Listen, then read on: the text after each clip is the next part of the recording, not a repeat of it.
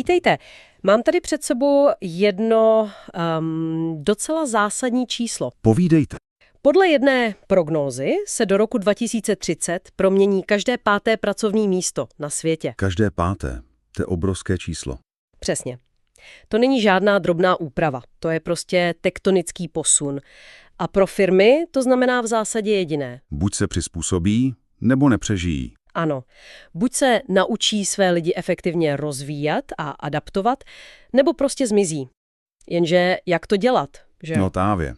Když ty staré metody jako poslat celé oddělení na jednodenní školení o time managementu, tak ty už prostě nestačí. To všichni víme. to je přesně ten paradox. Všichni mluví o nutnosti personalizace, o agilitě, o rozvoji potenciálu, ale praxe v mnoha firmách ta stále připomíná spíš takovou průmyslovou výrobu. Stejný produkt pro všechny. Přesně tak. V tomhle případě školení. Pro všechny stejné, bez ohledu na to, co kdo opravdu potřebuje. A výsledky tomu pak samozřejmě odpovídají. A právě od téhle propasti mezi tím, co by se mělo a tím, co se reálně děje, si dnes budeme povídat. A máme k tomu skvělý podklad. Máme. Naším odrazovým můstkem je článek z blogu společnosti peopleboard.ai, který sleduje kariérní cestu Ivy Krupíkové. Její příběh je fascinující, protože vlastně zrcadlí celou tu evoluci v přemýšlení o HR. Od té tradiční procesní role Až po něco, co se zdá být odpovědí na výzvy budoucnosti. Tak se pojďme podívat, jaká ta cesta byla a co nám to může říct o budoucnosti práce. Začneme v bodě, který asi mnozí z praxe dobře znají. Iva Krupíková strávila 11 let v T-Mobilu na pozici HR Business Partner, zkráceně HRBP. a měla na starosti retail, což rozhodně není žádný malý rybník. To ani náhodou. Bavíme se o zhruba 500 lidech a 50 manažerech. Páni, to je malé město. Přesně.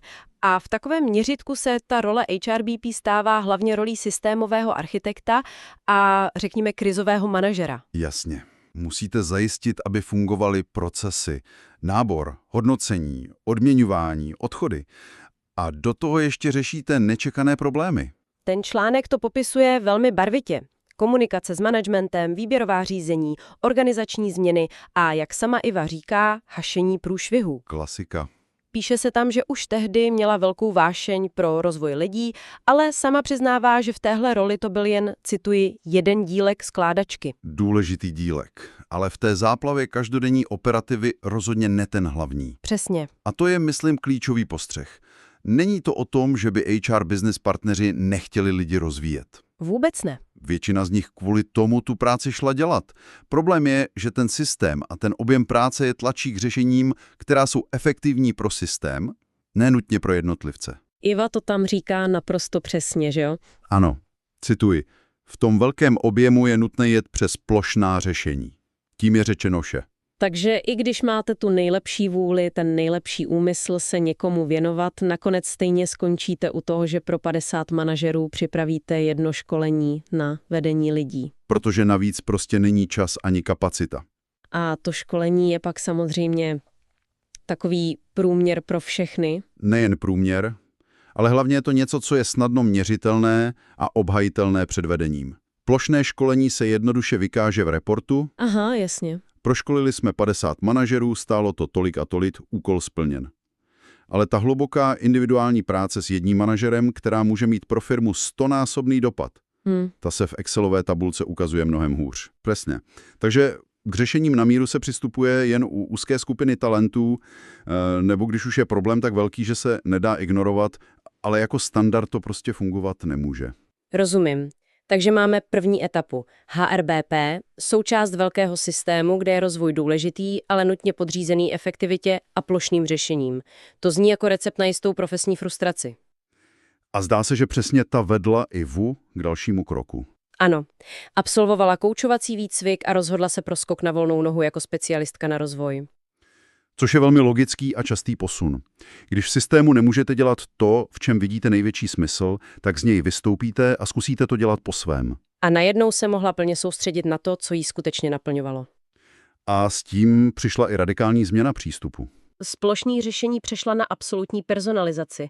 Mně se líbí, jak to popisuje. Říká, Šiju řešení na míru a ve chvíli, kdy narazíme na téma, které je společné pro více lidí, tak můžeme udělat společný workshop. Ten obrat v myšlení je obrovský. Přesně, už to není tady máte workshop pro všechny, ale zjistili jsme, že několik z vás řeší podobnou věc, pojďme se na to podívat společně. Je to posun od nabídky k poptávce. Od tohle je katalog školení, vyberte si, jaký problém reálně řešíte a jak vám s ním můžu pomoci. Což je samozřejmě pro klienta mnohem efektivnější. Určitě. Ale jak se ukázalo, i tenhle model má svá úskalí. Počkejte, to mi nejde do hlavy. Vždyť to zní jako sen každého HR specialisty i manažera. No, na první pohled ano. Konečně se věnovat lidem naplno, jeden na jednou, šít věci na míru. V čem by tady vůbec mohl být problém? Není tohle ten svatý grál rozvoje? Z pohledu jednotlivce, který tu péči dostává, to tak může vypadat. Ale z pohledu biznisu a i samotného specialisty se objevují dva nové limity. Dobře. Prvním je škálovatelnost. Můžete odvádět naprosto geniální práci pro 5, 10, možná 15 lidí souběžně. Ale co když má firma 500 zaměstnanců a chce tenhle přístup aplikovat plošněji? Tak to je prakticky nemožné. Finančně i časově. Přesně. A ten druhý limit? Ano. Absence robustních dat. Tento přístup je silně založený na osobních interakcích, pozorování, intuici a zkušenosti toho konzultanta. Což je nesmírně cenné. To bez sporu, ale chybí tomu objektivní datový podklad. Jak změříte skutečný potenciál člověka? Jak prokážete vedení firmy, že vaše intervence měla měřitelný dopad na výkon? Stojí to na důvěře. Ano, ale biznis čím dál víc vyžaduje data. A tak vzniká klíčová otázka. Jak spojit tu hloubku a empatii individuálního přístupu s efektivitou, škálovatelností a daty, které vyžaduje moderní firma? A zdá se, že právě tady technologie konečně nabídla odpověď. V příběhu Ivy Krupíkové to byl moment, kdy se objevila platforma peopleboard.ai, která slibuje přesně tohle spojení. Know-how expertů a výkon umělé inteligence. Přesně tak. A s tímto nástrojem přichází na scénu i třetí, úplně nová role. Human Capital Guide, neboli HCG. A je důležité říct, že to není jen nový, moderněji znějící název pro konzultanta. Není to jenom přejmenování. Vůbec ne. Ta role je definována úplně jinak. Není to někdo, kdo přijde, odškolí a odejde. Je to spíš průvodce, který díky datů z platformy funguje jako dlouhodobý strategický partner pro vedení. Protože vidí pod povrch. Přesně. Dokáže propojit strategii firmy s potenciálem konkrétních lidí a týmů. Dobře, to zní skvěle, ale taky trochu abstraktně. Jak to funguje v praxi? Co dělá HCG jinak než specialista, který se spolíhá na rozhovory? Platforma nejprve pomocí diagnostiky nazbírá a vyhodnotí obrovské množství dat o člověku.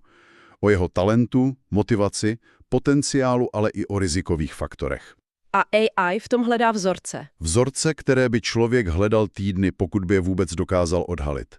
A úkolem HCG je pak tato data vzít, interpretovat je v kontextu konkrétní firmy a role a přeložit je člověku do naprosto srozumitelného a praktického plánu.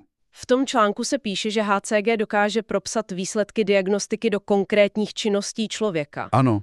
Takže už to není obecná rada typu měl byste lépe komunikovat. To určitě ne. Ale velmi konkrétní doporučení. Něco jako váš talent pro empatii můžete nejlépe využít při vedení projektových schůzek, ale dejte si pozor na tendenci přebírat zodpovědnost za ostatní, což vás může vyčerpat. Je to tak? Přesně tak. A to je ten obrovský posun. Spojují se tu 3 světy. Strategie firmy, objektivní data a jedinečnost konkrétního člověka. A HCI je ten tlumočník. Přesně. Ten, který mezi těmito světy překládá. A to je něco, co ani samotná technologie, ani samotný člověk bez technologie nedokáže. Iva Krupíková v tom článku zmiňuje 2 hlavní výhody.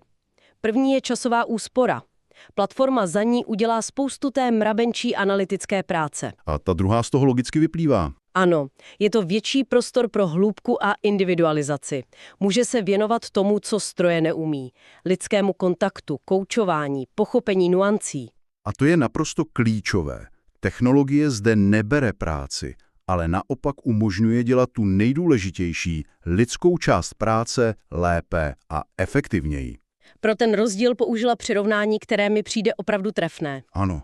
Srovnává práci specialisty bez platformy a HCG s platformou. Říká, je to jako jet v náklaďáku nebo kabrioletu. To je hezké.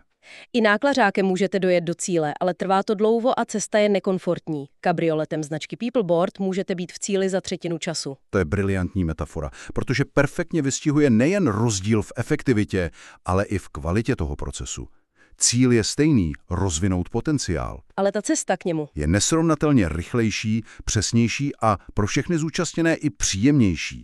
Ten ušetřený čas pak HCG může investovat právě do budování vztahu a důvěry s klientem, což je pro úspěšnou změnu naprosto zásadní. ty 3 role podíváme vedle sebe, je to vlastně fascinující evoluce. Je to tak. Na začátku máme HR business partnera, který je součástí systému a snaží se optimalizovat procesy pro celek. Pak přijde specialista na volné noze, který systém opouští, aby se mohl 100% věnovat jednotlivci. A nakonec je tu Human Capital Guide, který se vrací k systémovému pohledu, ale díky technologii si může dovolit zachovat ten individuální přístup. Ano, je to taková spirála. Vrátíme se k práci pro celou organizaci, ale na úplně jiné úrovni. Už to není o hašení požárů a administraci procesů. Ale o strategickém budování lidského kapitálu. Přesně, a to je pro firmy v dnešní době naprosto klíčová konkurenční výhoda. Zní to jako ideální řešení, ale přece jen. Není to riziko, že se firmy a HCG stanou příliš závislými na jedné platformě, na jednom algoritmu? To je skvělá otázka. Co když se ten algoritmus v něčem mýlí nebo má nějaké skryté zkreslení? Nestáváme se tak trochu otroky technologie, která nám má sloužit? To je naprosto legitimní a důležitá otázka. A odpověď na ní leží v tom, jak je role HCG definovaná a jak probíhá jejich příprava. Dobře. Stát se HCG neznamená jen naučit se klikat v aplikaci. To by bylo obrovské zjednodušení a přesně ten scénář, kterého se obáváte. Ten článek zmiňuje, že Iva Krupíková musela projít 3měsíčním intenzivním výcvikem. Ano, a během toho výcviku nejde primárně o technické školení na software. Je to o spojení 3 klíčových oblastí. A to jsou? Za prvé, hlubší souvislosti z psychologie, aby člověk rozuměl, co se za daty skrývá. Za druhé, praktické zkušenosti z rozvoje, aby věděl, jak data převést do praxe. A za třetí, a to je odpověď na vaši otázku, se učí, jak efektivně a hlavně eticky s tou platformou pracovat. Takže se učí i kriticky přemýšlet o výstupech. Přesně. Klíst kontrolní otázky. Nikdy nepřebírat data slepě. HCG není jen operátor, je to expert, který technologii používá jako svůj nástroj, ne jako svého šéfa. A článek zmiňuje ještě jeden prvek, který mi přijde podstatný – komunita. Ano. Že HCG nefungují izolovaně, ale jsou propojení, sdílejí zkušenosti, podporují se.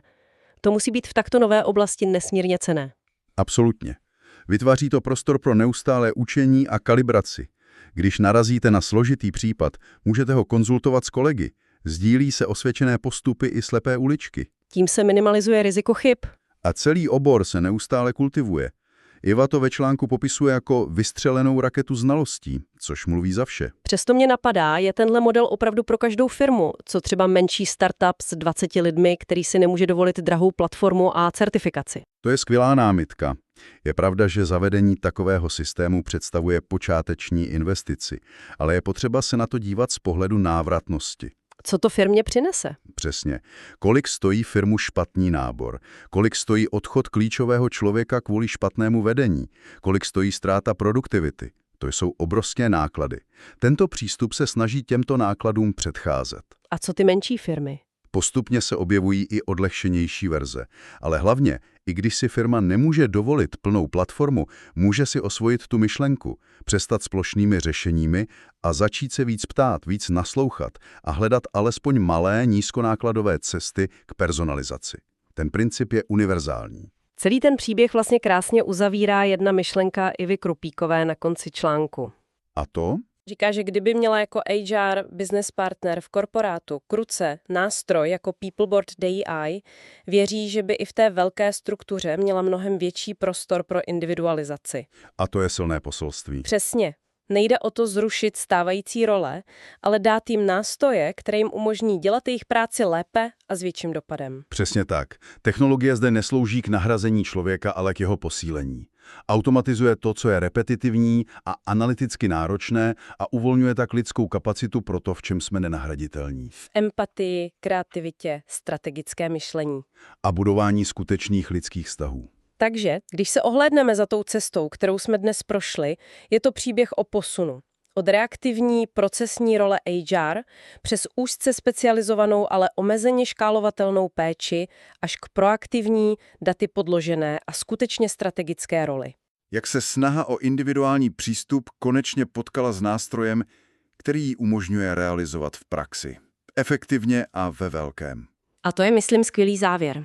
A možná je tu na závěr ještě jedna myšlenka k zamyšlení. Jsem s ní. V době, kdy se tolik mluví o tom, jak umělá inteligence nahradí lidi a vezme jim práci, mi přijde fascinující sledovat příběh, kde se jedna z největších inovací v oblasti lidských zdrojů soustředí na využití umělé inteligence k naprosto opačnému účelu. K jakému?